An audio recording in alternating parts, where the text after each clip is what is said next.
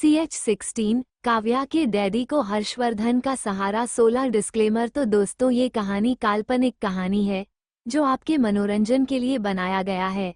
अगर यह Nobel story आप लोगों को पसंद आए तो लाइक, कमेंट एंड सब्सक्राइब ज़्यादा से ज़्यादा शेयर करें और अगला एपिसोड देखने के लिए कमेंट करें। तो दोस्तों, मैं आपका ज़्यादा समय न लेते हुए कहानी को आगे बढ़ाते हैं। हर्षवर्धन को अपना नंबर देने के बाद काव्या अभी कार में बैठी हुई थी।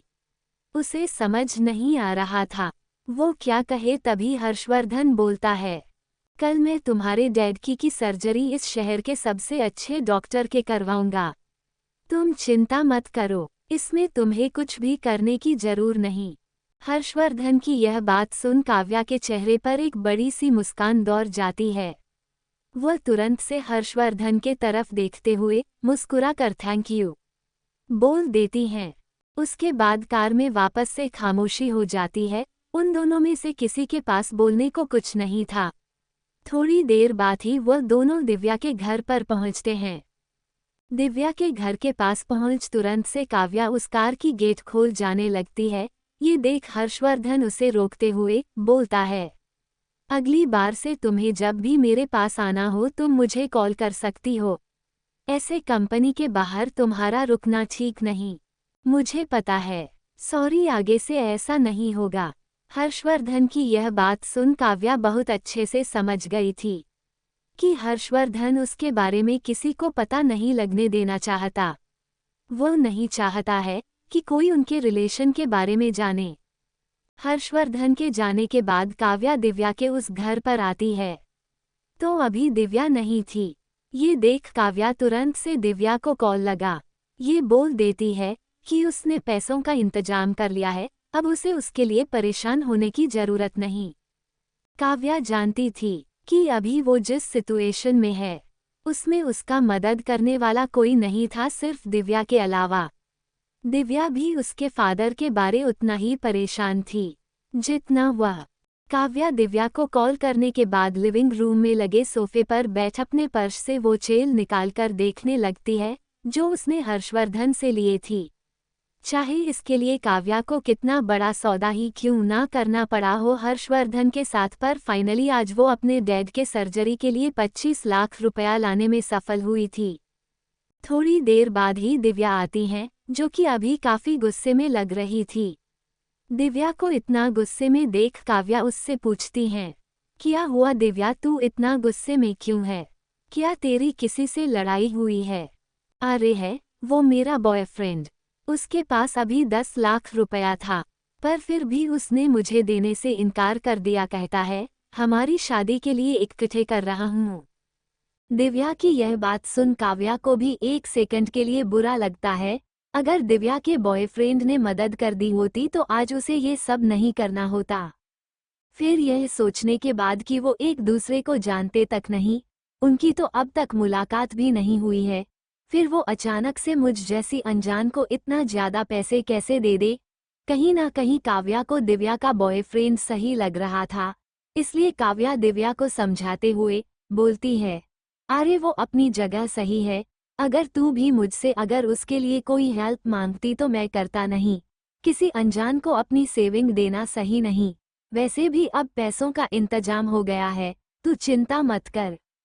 सच में तुमने पैसों का इंतजाम कर लिया, पर कैसे, कहाँ से आए, किसने दिया?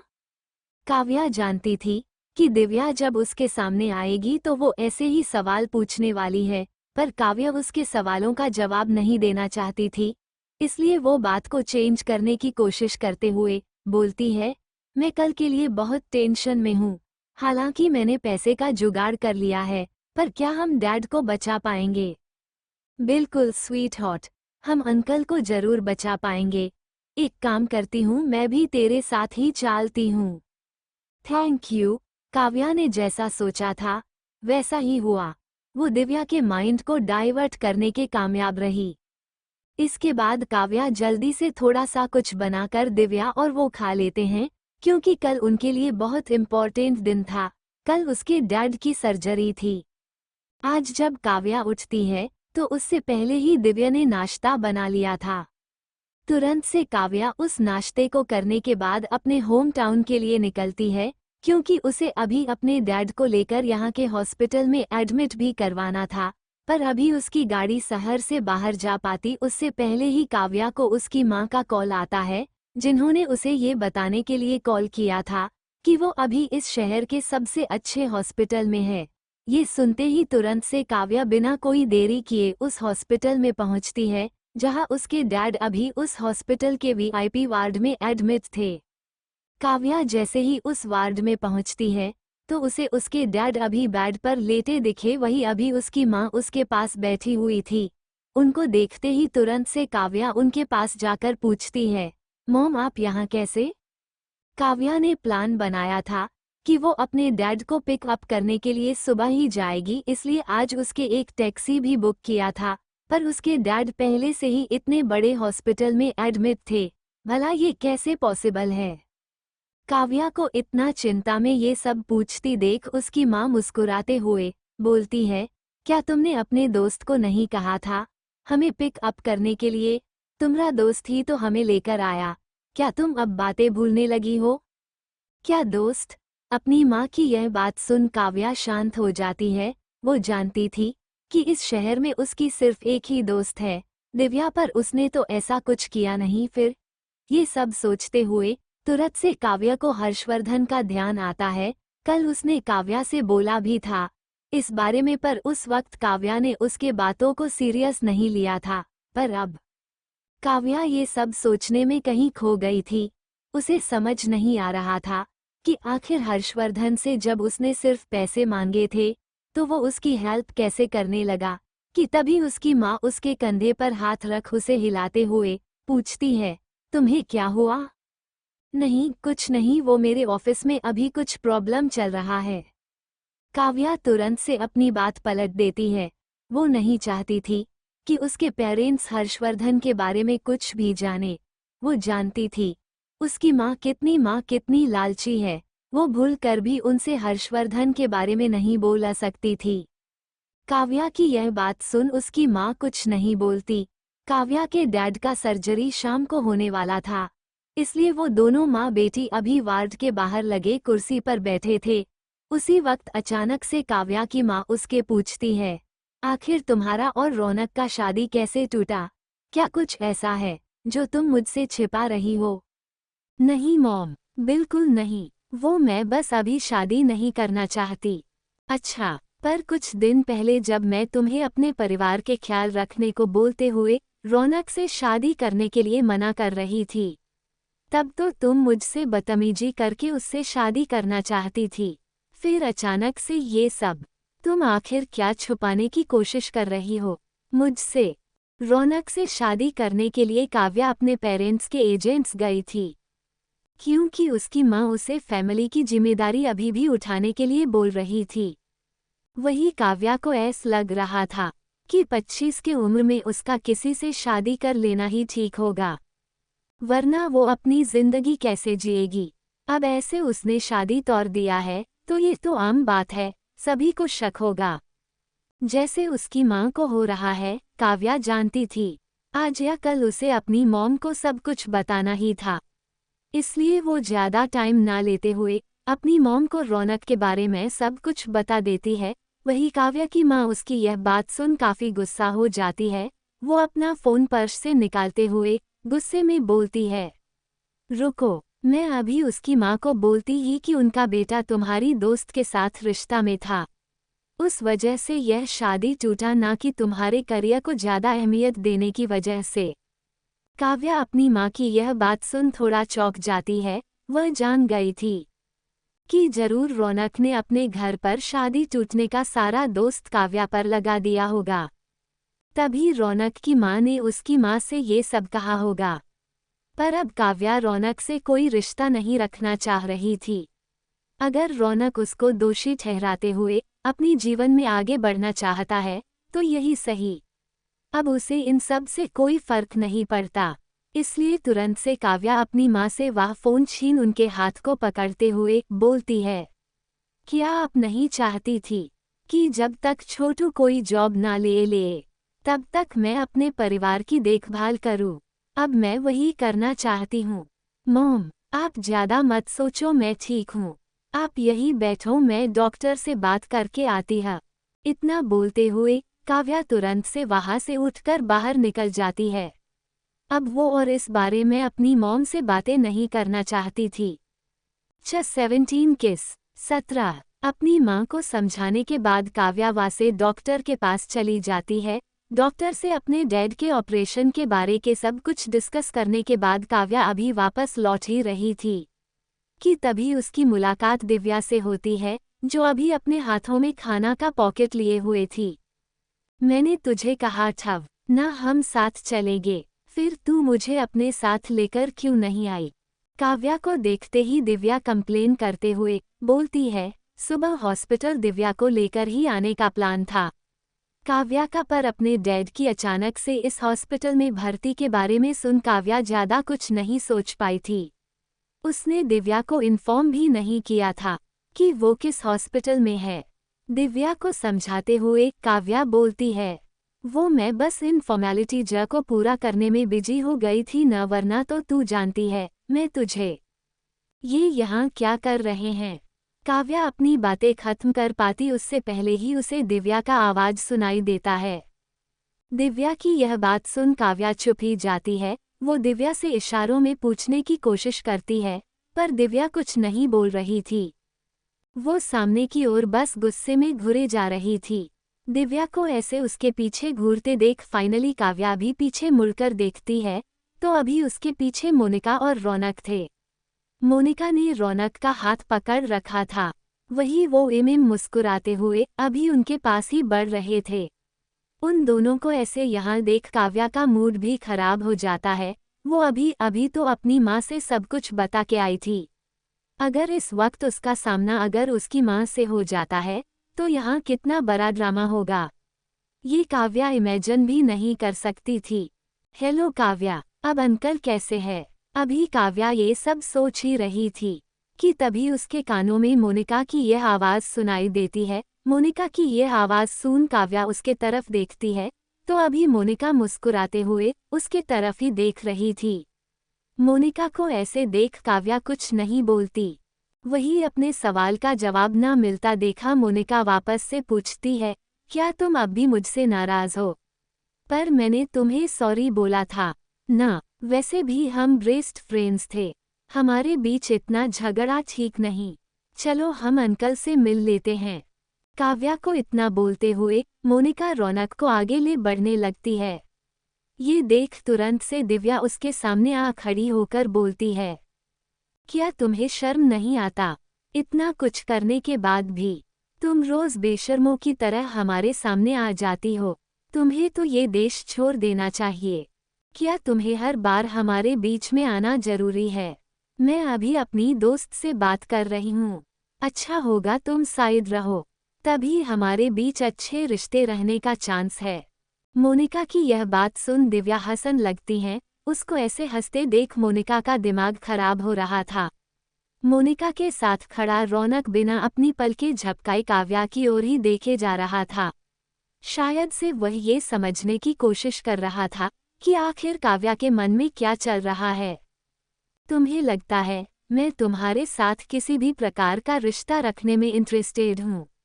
मुझे ऐसे लोगों को अपने दोस्त रखता भी नहीं, जो अपने बेस्ट फ्रेंड से के बॉयफ्रेंड के साथ रिश्ता बनाते हैं, दूसरे दिन उसी को तेवर दिखाने की कोशिश करते हैं। तुम कहना क्या चाहती हो? दिव्या की यह बात सुन मोनिका का गुस्सा बढ़ जाता है। वो गुस्से में दिव्या के ओर घूरते हुए बोलती है, मैं और रौनक एक दूसरे से प्यार करते हैं। अगर काव्या रौनक को खुश नहीं रख सकी तो इसमें मेरा क्या? रौनक के साथ अभी मैं नहीं तो कोई और होती। मोनिका की यह बात सुन रौनक भी चौंक जाता है। वह काव्या की ओर देखता है, जो अभी उसके तरफ देखते हुए मुस्कुरा रही थी। ऐसा लग रहा था जैसे वो उसका मजाक उड़ा रही थी। काव्या को ऐसे देख रौनक मोनिका का हाथ खींच उसे वहां से ले जाने की कोशिश करता है, पर मोनिका अपने जगह से हिलती भी नहीं। मोनिका की बातों का जवाब देते हुए दिव्या वापस से बोलती है, मुझे तो लगता है तब तुम्हें अपने बॉयफ्रेंड पर थोड़ा ज़्यादा ध्यान देना चाहिए। क्या पता किसी दिन तुम्हारी यह बॉडी किसी काम के नहीं रही, तो वो तो कहीं और चला जाएगा। अपने सर्टिफिकेशन के लिए। वैसे डोंट वरी, मैं इस जैसे लूजर में बिल्कुल भी इंटरेस्टेड नहीं। तो तुम मेरी तरफ से टेंशन फ्री रहो। मैं तुम्हारे बॉयफ्रेंड को तुम्हारी तरह सिड्यूस नहीं करने वाली। यू बाई हेच। दिव्या की बात सुन मोनिका गुस्से में उसे तमाचा मारने के लिए आगे बढ़ती है। उससे पहले कि अभी मोनिका दिव्या को मार पाती कि उससे पहले ही दिव्या मोनिका का हाथ पकड़ लेती है। मोनिका का हाथ पकड़ते ही तुरंत से दिव्या अपनी दूसरी हाथ उठा उससे मोनिका को एक जोरदार तमाचा मार देती है। मोनिका का चेहरा लाल हो गया था। दिव्या के ऐसे जोरदार तमाचा की वजह से आसपास से लोग भी अभी उनकी तरफ देखने लगे थे। वही तमाचे के बाद मोनिका तुरंत से रौनक के सीने पर अपना सिर रख रोते हुए बोलती है, बेबी, क्या ये लोग कभी हमारे प्यार को एक्सेप्ट नहीं करेंगे? देखो ना ये हमारे साथ कैसा बिहेव कर रहे हैं। मोनिका को ऐसे रोते देख रौनक थोड़ा गुस्से में दिव्या से बोलता है, तुम समझती क्या हो खुद को? मुझे याद है, पहले भी तुम मुझे पसंद नहीं करती थी जब मैं काव्या के साथ था। अब जब मैं मोनिका के साथ अपने जिंदगी में आगे बढ़ना चाह रहा हूँ, तो तुम्हें इससे भी प्रॉब्लम है। वो मेरी दोस्त है, उसे पूरा हक है मेरे लिए बोलने का। शायद से वो पहले भी सही थी। तुम्हारे बारे में मैं ही बेवकूफ़ थी, जिसने इसके बातों को इग्नोर किया। पर अब उससे कोई फर्क नहीं पड़ता। तुम अपनी लाइफ जी सकते हो। मुझे अब तुमसे कोई लेना देना नहीं। ये देखते हुए कि अब रौनक दिव्या से लड़ने के लिए आया है, काव्या दिव्या को पीछे कर उसे जवाब देती है। वही काव्या की यह बात सुन रौनक का चेहरा उतर जाता है। वो काव्या को ऐसे देख रहा था जैसे काव्या ने उसका दिल तोड़ दिया हो, उसने उसे शर्मिंदा किया हो। ये देख काव्या के चेहरे पर एक मुस्कान दौड़ जाती है। वो अभी रौनक का मजाक उड़ाते हुए हंस रही थी। ये देखने के बाद भी रौनक काव्या से बोलता है, मैं बस यहाँ अंकल से मिलने आया हूँ, उसके अलावा मेरा कोई इंटेंशन नहीं। तुम चाहो तो मैं कुछ पैसे भी दे सकता हूँ। इतना बोलते हुए रौनक अपने पॉकेट से पैसों का एक बंडल निकाला कर उसे काव्या के सामने बढ़ा देता है। रौनक का ये रवैया देख मोनिका और दिव्या दोनों चौंक गए थे। रौनक को ऐसा करते देख मोनिका उसके हाथ से वो पैसे लेते हुए बोलती है, बेबी तुम सच में मुझसे प्यार नहीं करते? आज भी तुम्हें इसकी परवाह है? शांति से रहो। मोनिका को डांट तुरंत से रौनक उससे वो पैसे का बंडल ले वापस से काव्या की ओर बढ़ा देता है। रौनक को ऐसा करते देख काव्या मुस्कुराते हुए बोलती है, मुझे लगता है अब हमारा कोई रिश्ता नहीं, तो तुम मेरे फैमिली से नहीं मिल सकते। दूसरी बात, तुम्हें अब मुझे ऐसे पैसे भी नहीं देना चाहिए, वरना तुम्हारी गर्लफ्रेंड तुमसे नाराज हो जाएगी। बाकी तुम इस हॉस्पिटल को देखकर समझ ही गए होंगे कि मेरे डैड के सर्जरी का इंतजार कौन कर रहा है। काव्या की यह बात सुन रौनक का चेहरा काला पड़ जाता है। वो बहुत अच्छे तरह से समझता था कि काव्या के डैड के इलाज की सारी देखभाल हर्षवर्धन देख रहा है, इसलिए तो वो आज काव्या की मदद करने आया था, क्योंकि वो नहीं चाहता था कि काव्या उसके बॉस के ज़्यादा क्लोज जाए। वो हर्षवर्धन और काव्या को एक साथ नहीं देखना चाहता था, इसलिए वो खुद काव्या की मदद के लिए आया था।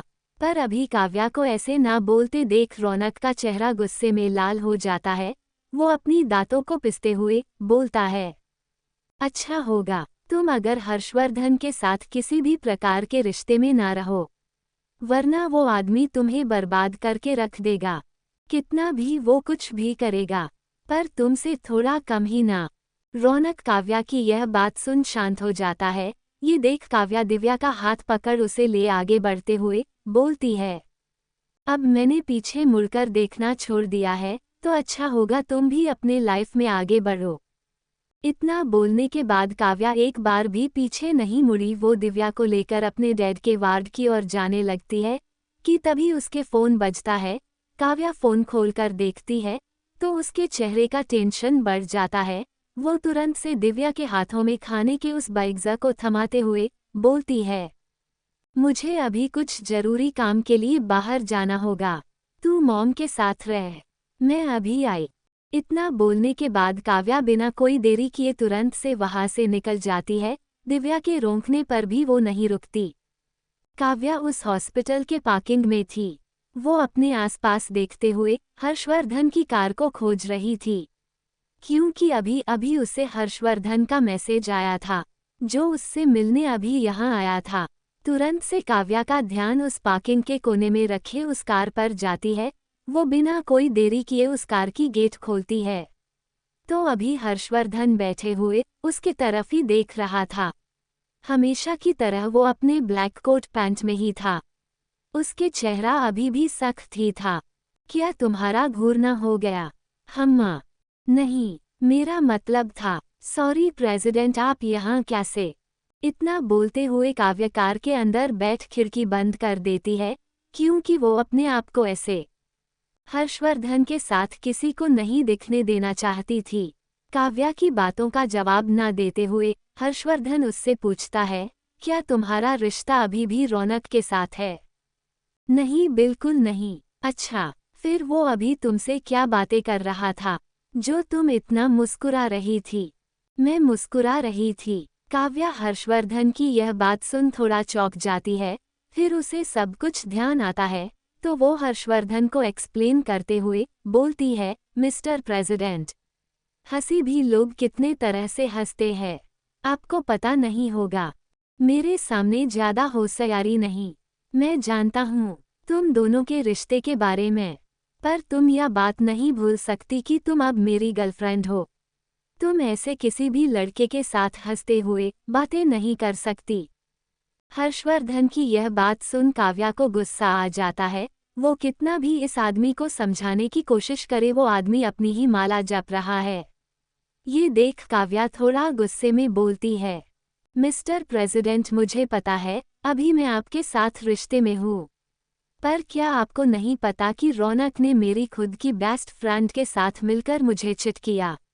क्या ऐसे आदमी के साथ कोई भी लड़की दोबारा रिश्ते में रह सकती है? और अगर आपको फिर भी मुझ पर विश्वास नहीं, तो फिर मैं कुछ नहीं कर सकती। इतना बोलते हुए काव्या उस कार की गेट खोल वहां से जाने की सोचती है, पर वो अभी आगे बढ़ पाती उससे पहले ही हर्षवर्धन उसका हाथ पकड़ खुद के पास खींच उसके लिप्स पर अपने लिप्स रख उसे किस करने लगता है। काव्या हर्षवर्धन को खुद से दूर करने की कोशिश करती हैं, पर दूसरी तरफ उसकी खुद की बॉडी उसका साथ नहीं दे रही थी।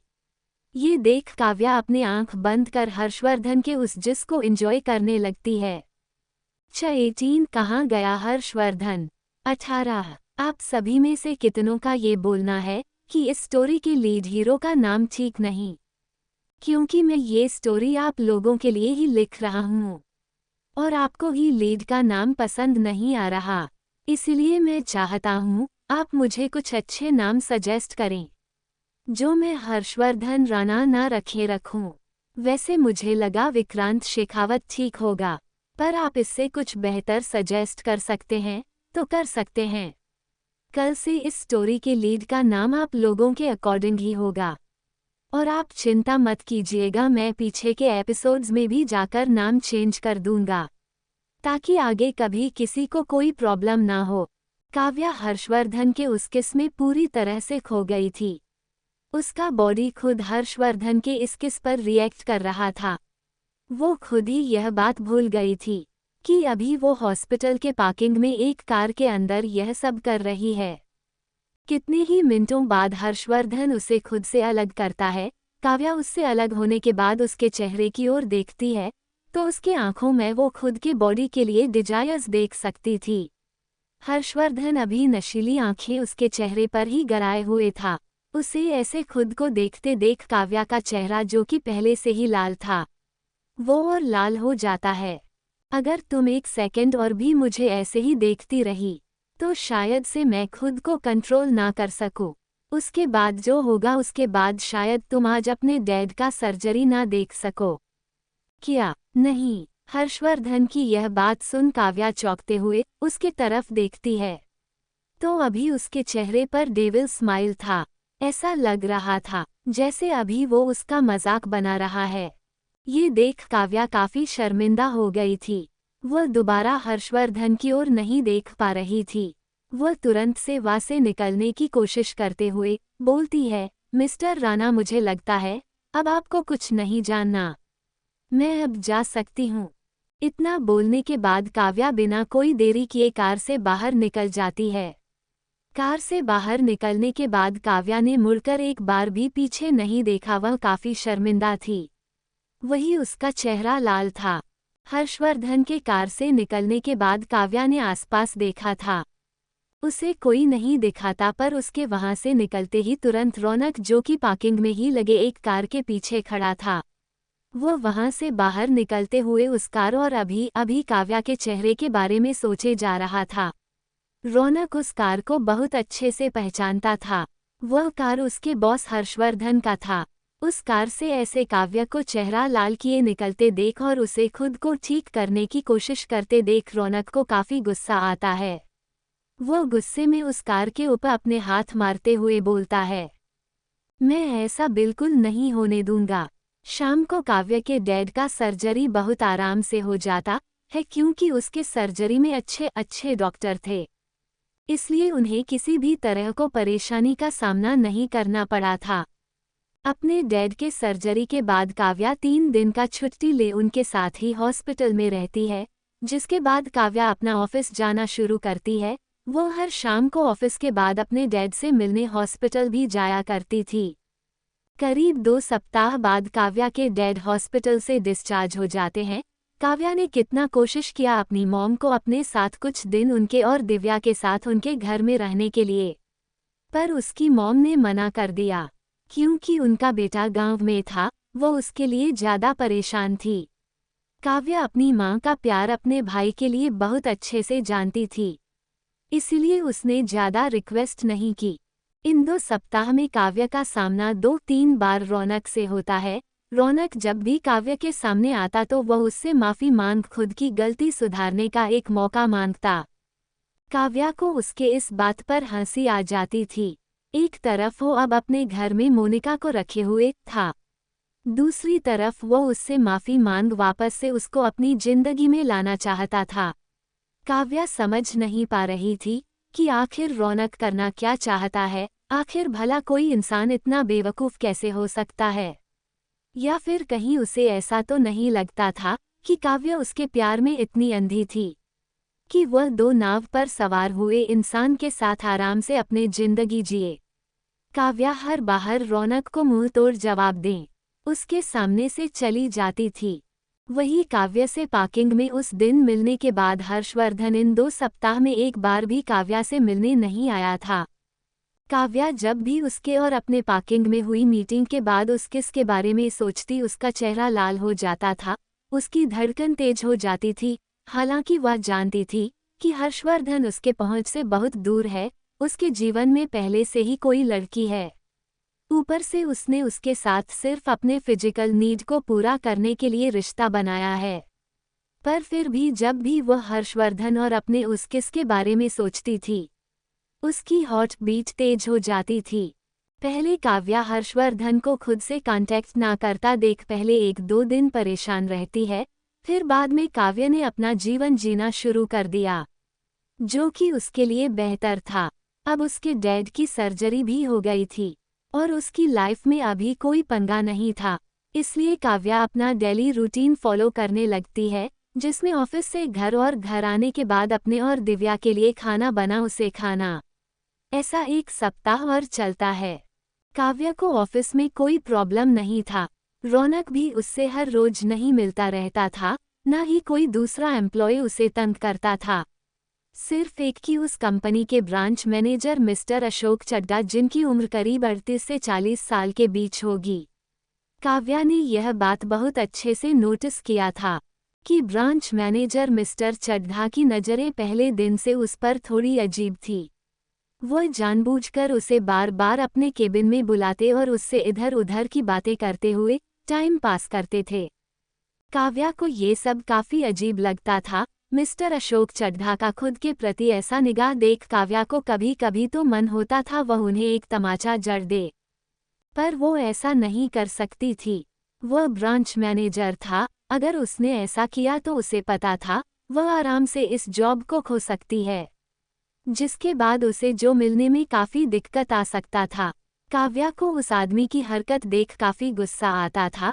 38 साल की उम्र में होकर जहां उस आदमी के खुद के 2-3 बच्चे होंगे, वहां वो आदमी काव्या पर ट्राई मारता था। सब कुछ ठीक था, काव्या ने उसे अपने लेवल तक इग्नोर किया, पर उस दिन काव्या अपनी डेस्क पर बैठे हुए अपना काम कर रही थी कि तभी वहां पर अशोक का असिस्टेंट आकर उसे बोलता है कि मिस्टर अशोक ने उसे अभी बुलाया है डिजाइनी देखने के लिए। उस असिस्टेंट की बात सुन काव्या अपना सिर हाँ में हिला देती है। वह जानती थी कि उसे फिर से वही सब कुछ झेलना पड़ेगा। हालांकि उसे अशोक चढ़ा के केबिन में जाना पसंद नहीं था, पर जहां आप काम करते हो वहां ऐसे बहुत से लोग मिलते हैं जिन्हें इग्नोर करना पड़ता है। उनमें से एक मिस्टर अशोक थे। ना चाहते हुए भी काव्या अपने डेस्क पर से डिजाइन्स का फाइल उठा मिस्टर अशोक के केबिन के बाहर जा गेट पर नोक करती है। अंदर से मिस्टर अशोक उसे बुलाते हैं। काव्या जैसे ही केबिन के अंदर जा मिस्टर अशोक की ओर देखती है तो उसकी नज़र मिस्टर अशोक की आंखों पर जाती है, जो अभी उसके चेस्ट और बॉडी पर स्कैन कर रहे थे। काव्या को मिस्टर अशोक की हरकतें काफ़ी घिनौनी लगती है, पर फिर भी वह उनको इग्नोर कर वहां से आगे बढ़ उनके तरफ फाइल बढ़ाते हुए बोलती है, सर ये रहे डिजाइन्स के कुछ सैंपल, बाकी पर अभी मैं काम कर रही हूँ। उद्धरण चिन्ह। काव्या ने अपना हाथ बढ़ाया था मिस्टर अशोक को फाइल देने के लिए, पर अचानक से मिस्टर अशोक काव्या का हाथ से फाइल ना लेकर उसका हाथ पकड़ते हुए बोलते हैं, क्या तुम इतनी नासमझ हो? तुम्हें मेरी नज़र दिखाई नहीं देती? मैं जानता हूँ तुम बहुत टैलेंटेड हो। तुम्हारे अंदर टैलेंट की कमी नहीं। तुम बहुत आगे भी जा सकती हो। तुम चिंता मत करो, मैं तुम्हें आगे ले जाऊंगा। ये बोलते हुए मिस्टर अशोक काव्या के हाथों को अपने उंगलियों से रगड़ रहे थे। काव्या उनके बात का मतलब बहुत अच्छे से समझ रही थी, पर फिर भी वह उन्हें इग्नोर करने की कोशिश करते हुए बोलती है, थैंक यू सर, मुझे अच्छा लगा कि आपको मेरा काम पसंद आ रहा है। आप चिंता मत कीजिए, मैं आपको कभी भी नाराज नहीं करूंगी। अभी के लिए आप मेरा ये डिज़ाइन देख लीजिए, तभी मुझे आगे के डिजाइन्स के लिए कुछ आइडिया मिलेगा। काव्या की यह बात सुन मिस्टर अशोक को काफ़ी गुस्सा आता है। वह अपनी कुर्सी से उठते हुए गुस्से में काव्या का हाथ खींचते हुए बोलते हैं, क्या तुम्हें सच में समझ नहीं आ रहा मैं तुमसे क्या चाहता हूँ? कहीं ऐसा तो नहीं कि तुम इस ऑफिस में काम ही नहीं करना चाहती? मेरी बात मानो और जैसा मैं बोल रहा हूँ वैसा करो, तभी तुम इस ऑफिस में आगे सही से रह पाओगे। चलो यार, पहले तुम सब नाम सजेस्ट कर दो, मुझे एडिटिंग भी करना पड़ेगा अभी। 19 क्या तुम्हें अभी मेरी ज़रूरत नहीं थी? 19 मिस्टर अशोक के ऐसे हाथ खींचने की वजह से काव्या को दर्द होता है, पर वह फिर भी खुद को संभालते हुए बोलती है, मिस्टर अशोक मुझे जिंदगी में शॉर्टकट लेने की आदत नहीं, न अगर आपको लगता है मेरे अंदर हो टैलेंट है तो मैं अपने दम पर वह मुकाम हासिल कर लूंगी। आपको मेरे लिए इतना चिंता दिखाने की जरूरत नहीं। अशोक से इतना बोलने के बाद काव्या वहां से जाने के लिए पीछे मुड़ती है। वो अभी केबिन के गेट के पास पहुंच गेट खोल पाती उससे पहले ही मिस्टर अशोक आकर उसका हाथ पकड़ उसे अपने तरफ खींचते हुए बोलता है, एक रात, बस एक रात मैं तुम्हें, उसके बाद वह सब दूंगा जो तुम चाहती हो। क्या तुम्हें अभी ज़्यादा लग रहा है? सर प्लीज़ आप मेरे लिए इतना परेशान ना होकर यह किसी और के लिए करिए, जिसको उसकी ज़रूरत हो। मैं अपना देख लूंगी। काव्या को मिस्टर अशोक पर गुस्सा तो बहुत आ रहा था, पर वह जानती थी यह आदमी उसका बॉस है। उसकी एक बार बोलने से ही वो इस कंपनी से बाहर हो जाएगी, जो कि काव्या अभी नहीं चाहती थी। इसलिए उसने बहुत सोच समझ के मिस्टर अशोक को जवाब दिया। इतना बोलने के बाद काव्या वहां से जाने के लिए अपना हाथ मिस्टर अशोक से छुड़ाने की कोशिश करती है, पर वह आदमी उसे नहीं छोड़ रहा था। उल्टा उस आदमी ने अब काव्या के कमर पर अपना एक हाथ रख उसे फेरते हुए बोलता है, तुम जैसी लड़कियों के पास दिमाग नहीं होता। जो चीज़ सिर्फ एक रात की मेहनत के बदले मिल रहा है, उसके बदले कहा तुम पूरे 5-7 साल इस ऑफिस में बर्बाद करना चाहती हो। काव्या के सहन शक्ति का बांध अब टूट गया था। मिस्टर अशोक के ऐसे बिहेवियर देख वो ये बात समझ गई थी। कि यह आदमी उसे ऐसे नहीं जाने देने वाला। अचानक से काव्या अपने गुस्से पर ना कंट्रोल करते हुए एक जोरदार तमाचा मिस्टर अशोक के गाल पर मार देती है। काव्या को लगा था कि इस तमाचे के बाद अशोक उसके खिलाफ एक्शन लेगा, वो उसे जाने देगा, पर नहीं। काव्या के तमाचा खाने के बाद भी मिस्टर अशोक के चेहरे का रंग नहीं बदलता। वो और कमीनों की तरह मुस्कुराते हुए बोलते हैं, तुम्हारी यही तेवर मुझे अच्छी लगती है। चलो, इतना ड्रामा करने का कोई फायदा नहीं। तुम जानती हो मैं चाहूं तो तुम्हारे साथ क्या कुछ हो सकता है। इतना बोलकर मिस्टर अशोक काव्या को खुद की तरफ खींच लेता है। ये सब इतना फास्ट हुआ कि काव्या खुद को संभाल नहीं पाई। अभी काव्या कुछ समझ पाती उससे पहले ही वो उसके ऊपर थी। तभी अचानक से उस केबिन का गेट खोल अशोक का असिस्टेंट बोलता है। बस वो आदमी, असिस्टेंट इतना बोलने के बाद कुछ ज्यादा बोलने के लायक नहीं रहता। सामने का नजारा देख वो तुरंत से केबिन का डोर वापस से बंद कर देता है। अपने असिस्टेंट को ऐसे देख अशोक तुरंत से काव्या को छोड़ देता है। उसी का फायदा उठाते हुए काव्या मिस्टर अशोक के केबिन के डोर खोलते हुए उससे बोलती है, सर मुझे उम्मीद है अब आप अगली बार ऐसा कुछ करने की कोशिश नहीं करेंगे, वरना मुझे भी आपके अगेंस्ट कंप्लेन करना होगा। अशोक के खुद के हाथों को छूने की वजह से काव्या को काफी गंदा जैसा महसूस हो रहा था। इसलिए वह उसके केबिन से निकलने के बाद अपने डेस्क पर ना जाकर सीधा बाथरूम चली जाती है, अपना चेहरा और हाथ धोने के लिए। कुछ देर बाद जब काव्या अपनी डेस्क पर आकर बैठती है तो उसे अपने ऑफिस के सारे कलीग्स उसकी तरफ अजीब नज़रों से देखते हुए दिखते हैं। उनको ऐसे देख काव्या को कुछ समझ नहीं आता कि तभी उसके कानों में उसके सामने खड़ी उस लड़की की आवाज़ सुनाई देती है। आजकल लोग ऊपर पहुंचने के लिए क्या कुछ नहीं करते। अब देखो, अपने से डबल एज के आदमी को भी लोग सेंड्यूस करने लगे हैं। उस लड़की की इस बात का जवाब देते हुए सी उसके साथ खड़ी वह दूसरी लड़की बोलती है, वही तो, चेहरे से मासूम दिखने वालों का इरादा कितना खतरनाक हो सकता है, कौन जाने। भगवान बचाए ऐसे लोगों से। लोगों की यह बात सुनकर काव्या को विश्वास हो गया था कि जरूर मिस्टर अशोक का असिस्टेंट ने बाहर आकर उसके खिलाफ इन लोगों के बीच कोई गलत अफवाह फैला दिया है। सभी को अपने अगेंस्ट ऐसे देखकर काव्या को काफी बुरा लगता है, पर वो ये भी जानती थी वो इनके सामने खुद को कितना भी एक्सप्लेन करें, वो समझने वाले नहीं। इसीलिए काव्या चुपचाप से अपना सिर झुका अपने काम में लग जाती है। पूरे टाइम ऑफिस के सारे लोगों का निगाह उसके प्रति ऐसा देखकर काव्या उसे काफी बुरा लगता है। इसीलिए अपने ऑफिस से निकलने के बाद काव्या अपने आंखों में आंसू लिए खुद के किस्मत पर मुस्कुराए जा रही थी। वो कितना भी सब कुछ ठीक करने की कोशिश करें, हमेशा कुछ ना कुछ गलत हो ही जाता है। काव्या जा ही रही थी कि तभी अचानक से उसके सामने रौनक आकर खड़ा हो जाता है। रौनक को ऐसे अपने सामने देख काव्या का मूड जो पहले से ही खराब था वो और खराब हो जाता है। वह अभी इस आदमी से बात करने के मूड में बिल्कुल भी नहीं थी। वो ये बहुत अच्छी तरह से जानती थी कि हमेशा की तरह अभी रौनक उससे क्या बोलने वाला है। इसलिए आज काव्या उसके बोलने से पहले ही बोलती है, मुझे पता है तुम मोनिका से प्यार करते हो, पर तुम रहना मेरे साथ हो। मुझे पता है तुम्हें हम दोनों से प्यार है, या फिर मोनिका ने तुम्हें अपनी तरफ आकर्षित किया था, पर मुझे अब तुम में कोई इंटरेस्ट नहीं। तुम मेरे सामने से जा सकते हो। ऐसे हर रोज मेरे सामने बार बार आकर तुम मेरा मूड क्यों खराब करते हो? तुम अपनी लाइफ जियो, मैं अपने लाइफ में खुश हूँ। कैसे खुश हो इतने अमीर लोगों को सेंड्यूस करके? क्या मतलब? रौनक की यह बात सुन काव्या चौंक जाती है। उसे विश्वास नहीं होता कि रौनक भी ऑफिस के सारे लोगों की तरह उस पर ही शक कर रहा है। डिपार्टमेंट भले अलग था, पर वह एक ही ब्रांच में काम करते थे वह दोनों। इसलिए आज दोपहर में जो अफवाह उसके डिपार्टमेंट में फैला था वो रौनक डिपार्टमेंट तक भी पहुंच ही गया था। इसमें कोई बड़ी बात नहीं थी। काव्या उससे ज्यादा रौनक को खुद के ऊपर शक करते देख हैरान थी।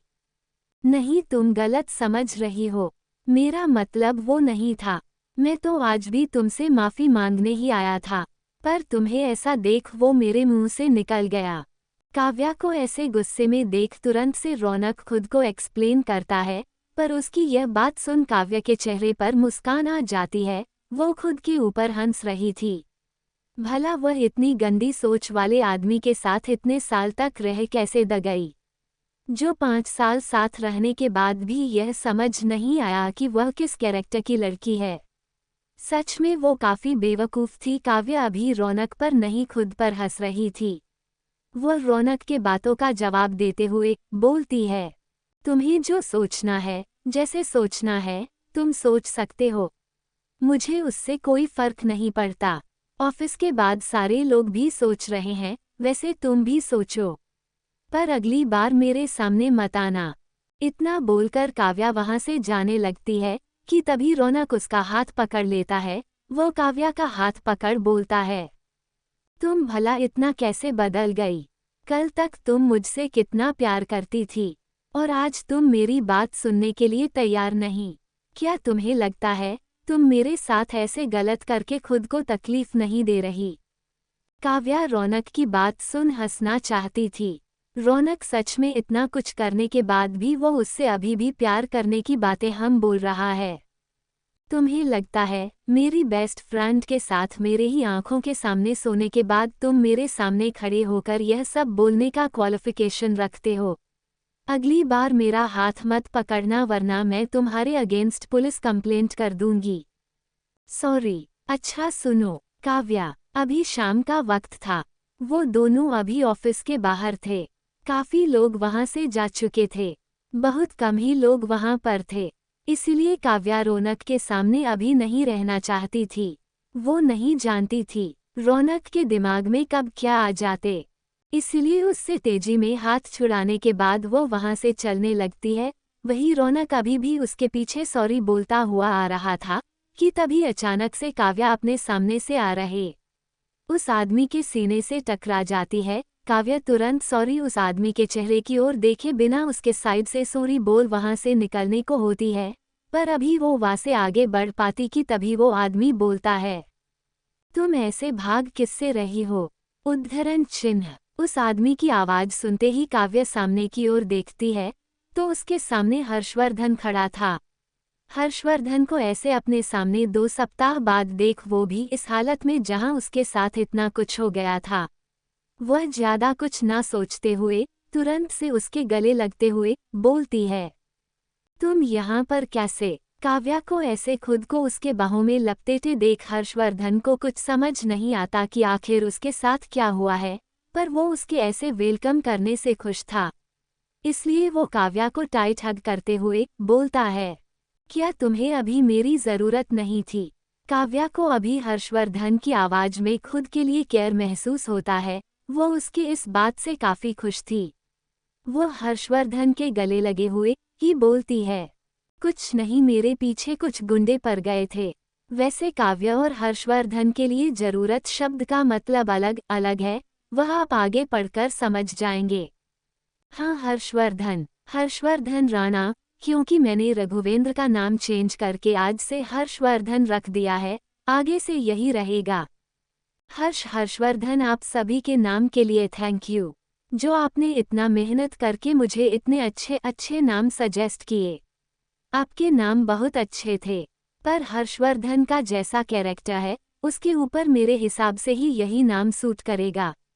इसलिए मुझे आशा है अब आप लोगों को कोई परेशानी नहीं होगा। वैसे भी मैं देख रहा हूँ रिव्यू में भी कितने लोग नाम सजेस्ट करते करते 1 स्टार देते हुए स्टोरी का रेटिंग गिरा रहे हैं। 20 What are you shy of? Where have I not touched a senior body? भाग 20। काव्या की यह बात सुन हर्षवर्धन सामने देखता है तो उसकी नज़र रौनक पर जाती है, जो अभी उसे देखकर काफी हड़बड़ाया हुआ था। ऐसा लग रहा था जैसे वह वहां से भाग जाना चाहता हो। हर्षवर्धन काव्या और रौनक के बीच का रिश्ता बहुत अच्छे से जानता था। उसे उनके 5 साल के रिलेशन के बारे में भी पता था। अचानक से रौनक को अभी यहाँ पर देख हर्षवर्धन को थोड़ा गुस्सा आता है। वो काव्या को अपने से अलग कर अपने साइड में खड़ा करते हुए कमर को पकड़े रौनक की ओर देखते हुए थोड़ा गुस्से में बोलता है, तो तुम यहाँ भी आ गए? ऐसा क्यों होता है कि मैं जब भी अपनी गर्लफ्रेंड के पास आता हूँ तुम वहां पहले से मौजूद होते हो। क्या सच में यह कोई इत्तेफाक है? उद्धरण चिन्ह। हर्षवर्धन को ऐसे अचानक से अपने सामने देख रौनक पहले से ही हताश था। उसकी सांसें पहले से ही डर की वजह से कम चल रही थी, और अभी उसे ऐसा बोलता देख वह पूरी तरह से हड़बड़ा जाता है। रौनक घबरा गया था। उसके सामने खड़ा यह आदमी उसका बॉस था।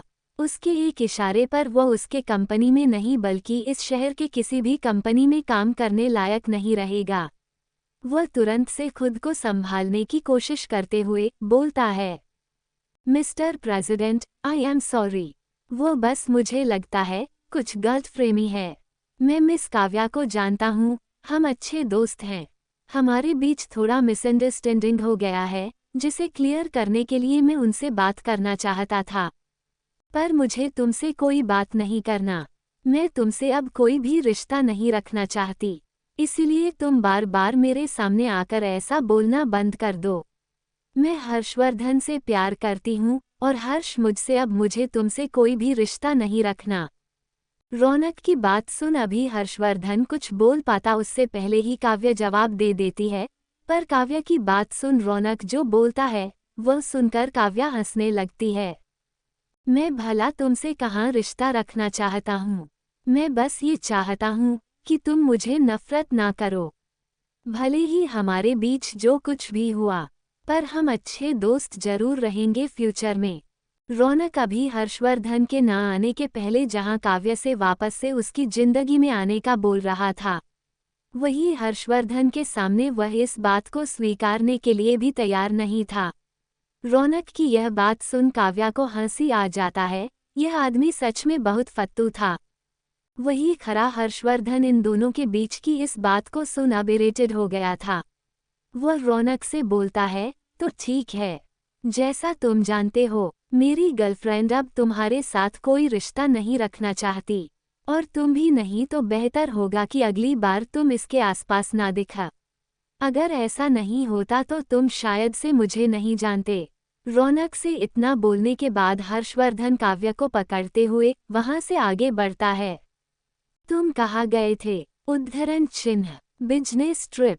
पर तुम चिंता मत करो, मैं तुम्हें आज सोने नहीं दूंगा। काव्या ने तो बस ऐसे ही पूछ लिया था, पर हर्षवर्धन का ये जवाब सुन काव्या का चेहरा लाल हो जाता है। वह अपने पीछे मुड़कर देखती है तो अभी रौनक वहीं पर खड़ा था। इसका मतलब ये रौनक में भी सुना था। अभी रौनक की हाथ की मुट्ठी गुस्से में बंधी हुई थी, वही उसका चेहरा काला पड़ा था।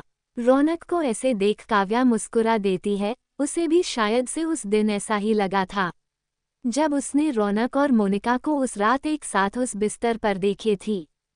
वो दोनों जाकर कार में बैठते हैं। तुरंत से हर्षवर्धन कार को स्टार्ट कर देता है कि तभी काव्या बोलती है, थैंक यू मुझे बचाने के लिए। क्या वह तुम्हें परेशान कर रहा था? उद्धरण चिन्ह। हाँ, पर मुझे लगता है अब नहीं करेगा। तुम मुझे दिव्या के घर के पास छोड़ सकते हो। काव्या की यह बात सुन अचानक से हर्षवर्धन कार रोक देता है और बोलता है, क्या तुम्हें मेरी जरूरत नहीं थी? उद्धरण चिन्ह। जरूरत। उद्धरण चिन्ह। हाँ, क्या तुमने मुझे याद नहीं किया? उद्धरण चिन्ह। काव्या हर्षवर्धन की इन बातों का मतलब नहीं समझ पा रही थी, और वह भला उसे क्यों याद करें? कौन वो रियल वाले गर्लफ्रेंड बॉयफ्रेंड हैं? पर फिर भी हर्षवर्धन को खराब ना लगे, इसलिए काव्या बोलती है, हाँ मैंने भी तुम्हें याद किया। तो फिर ठीक है, तुम आज रात मेरे घर तक रहोगी। इतना बोलते हुए हर्षवर्धन मुस्कुराकर कार वापस से स्टार्ट कर देता है। काव्या हर्षवर्धन का ये जवाब सुन सोच में पड़ जाती है। तभी उसे हर्षवर्धन के इस याद और जरूरत का मतलब ध्यान आता है। वो हर्षवर्धन की ओर गुस्से में देखती है। क्या इस आदमी को सिर्फ एक ही चीज से मतलब था? ये सच में ये हर वक्त सिर्फ उसी के बारे में सोचते हुए बात करता था। काव्या तुरंत से हर्षवर्धन को रोकने की कोशिश करते हुए बोलती है, नहीं रुको, मेरा मतलब वो नहीं था। कोई आवाज नहीं। मुझे पता है तुम बहुत एक्साइटेड हो, पर अभी हल्ला नहीं, हम थोड़ी देर में मेरे घर पहुंचने ही वाले हैं। हर्षवर्धन की यह बात सुन काव्या की बोलती बंद हो जाती है। भला वह कब एक्साइटेड हुई। यह आदमी हर बात को अपने सेटिस्फैक्शन से जोड़ता है। अब काव्या आगे से हर्षवर्धन के सामने कुछ बोलने से पहले 100 बार सोचेगी। थोड़ी ही देर बाद वह दोनों हर्षवर्धन के घर पहुंचते हैं। काव्या अपने सामने इतने बड़े बंगले को देखकर चौंक जाती है। इससे पहले उसने इस बंगले के बारे में न्यूज़पेपर में देखे थी और आज उसे सामने से देखने को मिल रहा था। अभी काव्या सामने की ओर देख ही रही थी कि तुरंत से हर्षवर्धन बाहर आ उसे अपनी गोद में उठाते हुए आगे बढ़ता है। हर्षवर्धन को ऐसा करते देख काव्या उसे रोकते हुए बोलती है, अभी तुम्हारे फैमिली वाले होंगे, क्या तुम्हें नहीं लगता हमें ऐसे वहां नहीं जाना चाहिए। काव्या की यह बात सुन हर्षवर्धन तुरंत से जवाब देता है, यहाँ कोई नहीं रहता, अभी हमें में कोई नहीं देखेगा। तुरंत से हर्षवर्धन काव्य के करीब होने का मौका बना लेता है क्योंकि वो पता था ये लकड़ी उसे मौका तो देगी नहीं। हर्षवर्धन जितना बड़ा बिस्त नॉर्मल टाइम पर लगता था उसका दोगुना वो बिस्तर पर हो जाता था। उसने रात भर काव्य को टॉर्चर किया। वही देर रात काव्या के साथ खेलने के बाद हर्षवर्धन सो जाता है। उसके बिस्तर पर लेटी काव्या को नींद नहीं आ रही थी। वह शायद इस वजह से था कि वह उसके बिस्तर पर पहली बार सोई थी, वह भी उसके साथ। पता नहीं कब पर काव्या की नींद लगता है। इतने देर रात सोने की वजह से काव्या की नींद सुबह थोड़ा लेट से खुलती है। वह जैसे ही अपनी आंखें खोलती है उसकी नज़र हर्षवर्धन के चेहरे पर जाती है जो अभी उसको ही घूरे जा रहा था।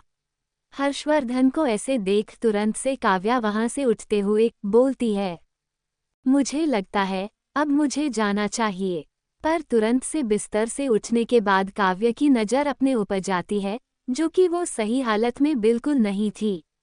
खुद की ऐसी हालत देख तुरंत से काव्या उस रूम के चारों तरफ अपने कपड़े को ढूंढती है पर उसे उसका कपड़ा कहीं नहीं दिखता। ये देख वो कल के बारे में सोचती है तो उसे ध्यान आता है उसका कपड़ा हर्षवर्धन ने तो लिविंग रूम में ही उतारा था। इसका मतलब वो वही होगा। अपने कपड़े के बारे में सोचते ही काव्या हर्षवर्धन से धीमी आवाज में बोलती है, मुझे लगता है अभी तुम्हारे घर के सर्वेंट तो आ ही गए होंगे। मेरे कपड़े शायद से नीचे ही है, क्या तुम उन्हें लाकर मुझे दे सकते हो। इतना बोलने के बाद काव्या शर्मिंदा हुए अपना सिर्फ नीचे किए हुए हर्षवर्धन के जवाब का इंतजार करती है पर कुछ सेकंड होने के बाद भी हर्षवर्धन उससे कुछ नहीं बोलता। ये देख काव्या हर्षवर्धन के तरफ देखती है तो वह आदमी अभी अपनी पलकें झपकाए बिना उसके चेस्ट की ओर ही घूरे जा रहा था। हर्षवर्धन को ऐसे खुद के तरफ घूरते देख काव्या का चेहरा लाल हो जाता है। वह तुरंत से खुद को छुपाने की कोशिश करते हुए उस रूम के पर्दे के पीछे खड़ी हो जाती है। काव्या अभी वहां से भागना चाहती थी। हर्षवर्धन को ऐसे निगाहों से उसे देखते देख काव्या को काफी शर्म आ रहा था। भले ही उनके बीच सब कुछ हो गया था पर फिर भी हर्षवर्धन की निगाहें खुद के बॉडी को ऐसे स्कैन करके देख काव्या को काफी शर्म आता है। क्या तुम मुझसे अभी भी शर्माने वाली, जो मुझे तो लगा था अब उसकी ज़रूरत नहीं क्योंकि हम दोनों एक हो चुके हैं। तो दोस्तों अगर आप लोगों को यह नॉर्मल स्टोरी पसंद आए तो लाइक कमेंट एंड सब्सक्राइब ज़्यादा से ज़्यादा शेयर करें और अगला एपिसोड देखने के लिए कमेंट करें।